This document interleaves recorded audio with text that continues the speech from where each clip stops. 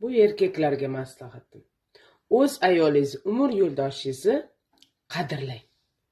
Chunki u sizni boringizga ham, yo'g'ingizga ham chidab, sizni xarakteringizga ham, issiq sovug'ingizga ham pul topsangiz, topmasangiz ham sizga harakat qilib, ovqatingizni ham qilib beryapti, kiringizni yuvayapti, ovqatingizni qilyapti.